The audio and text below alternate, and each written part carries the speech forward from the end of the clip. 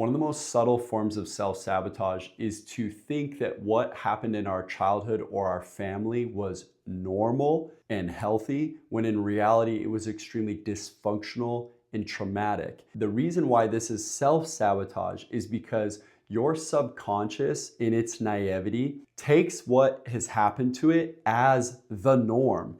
It is only when you start to do self-reflection and you see outside of your experience that you realize what you experienced was not healthy. It's like you don't know what you don't know. Now, this gets really sad and unfortunate when it comes to the topic of psychology and healing. This is how generational cycles of trauma happen, because we don't know any different. We don't do any self-reflection. We don't truly sit with what has happened to us to see, was this actually healthy, or am I just accepting something here? So the way to break free from this is you have to examine your life and be honest with what you're experiencing, along with exposing yourself to higher perspectives. Here's a great way to look at this. This is the inner work chart showing the levels of human development and stages of maturing. Each one of these themes has different thoughts, belief systems, emotions, and choices that they each make, and therefore their entire different styles of life.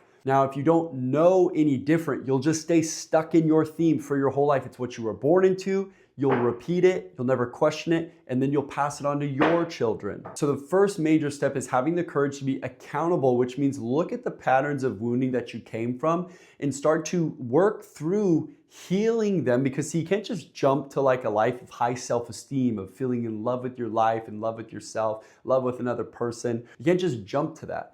You have to develop the stages of maturing it takes to get there naturally. Now, normally you would have got this in your childhood, but we didn't. And so what we have to do is we have to have the courage to develop these things by seeing where we came from and figuring out where we would like to go instead.